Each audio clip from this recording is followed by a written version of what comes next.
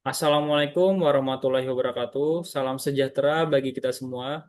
Mohon izin Bapak Ibu tutor serta rekan-rekan peserta Latsar CPNS.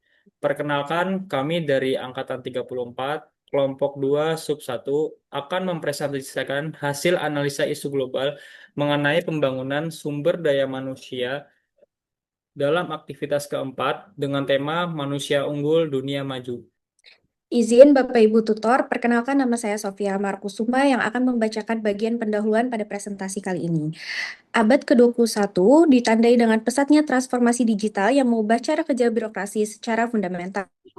Masyarakat kini menuntut pelayanan publik yang lebih cepat, transparan, akuntabel, dan berorientasi pada kebutuhan pengguna layanan. Namun, tantangan ini masih dihadapi oleh banyak negara berkembang. World Bank 2024 mencatat sekitar 80% negara berkembang mengalami defisit kapasitas digital birokrasi. Selain itu, Transparency International menempatkan Indonesia pada peringkat 115 dari 180 negara dalam Indeks Persepsi Korupsi tahun 2023. Kondisi tersebut menunjukkan pentingnya penguatan kualitas aparatur sipil negara yang kompeten, berintegritas, dan adaptif terhadap perubahan. ASN memiliki peran strategis dalam mewujudkan tata kelola pemerintahan yang efektif serta mendukung tercapainya tujuan pembangunan nasional. Sekian, terima kasih. Baik, mohon izin Bapak Ibu Tutor. Sebelumnya perkenalkan nama saya Razan Fahran Azima, Angkatan 34, Kelompok 2, Sub 1. Baik, untuk pada slide identifikasi ini terdapat tiga isu utama yang ditemukan dalam pembangunan dan pelayanan ASN. Yang pertama, kesenjangan literasi digital. Kesenjangan literasi digital masih banyak ASN yang belum memiliki kemampuan digital yang memadai untuk mengoperasikan sistem yang sudah terintegrasi, sehingga pelayanan belum berjalan optimal. Yang kedua, kendala kemampuan pelayanan publik. Kompetensi ASN dalam memberikan pelayanan prima masih belum merata, sehingga standar pelayanan seringkali belum konsisten dan belum sepenuhnya memenuhi harapan masyarakat. Yang ketiga, rendahnya integritas ASN. Masih terdapat kasus korupsi, gratifikasi, dan pelanggaran disiplin yang dapat menurunkan kepercayaan masyarakat terhadap pemerintah. Dari ketiga isu tersebut, nantinya akan dilakukan analisis untuk menentukan isu yang paling prioritas dan perlu segera ditangani. Mohon izin Bapak Ibu tutor, izin memperkenalkan diri. Nama Muhammad Raisa Gibran Ramadan. Izin membacakan pemaparan materi berikutnya. Berikut ini adalah analisis APKL dari isu yang kami angkat.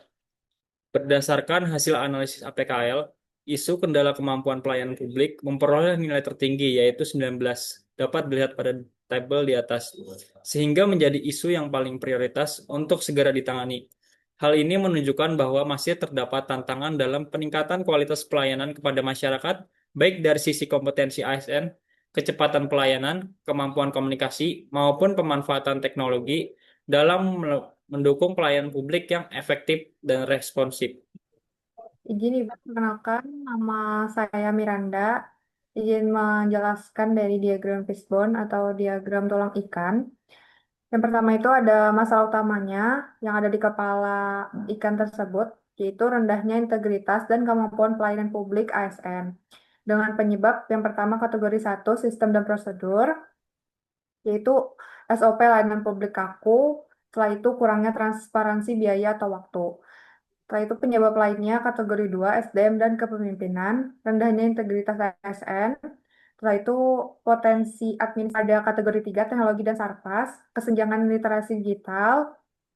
Setelah itu aparatur kurang paham teknologi. Yang ketiga sistem digital tidak user friendly.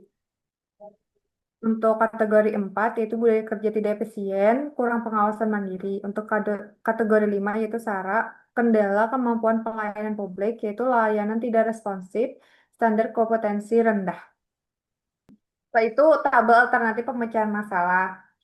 Itu ada isu atau masalahnya kendala kemampuan pelayanan publik. Untuk alternatif solusi peningkatan kapasitas dan standar kompetensi. Untuk strategi implementasinya ada diklat berbasis kompetensi, sertifikat pelayanan, dan survei kepuasan wajib. Untuk pihak terkaitnya ada BKN, LAN, Kemenpan RB, setelah itu bagian kepegawaian.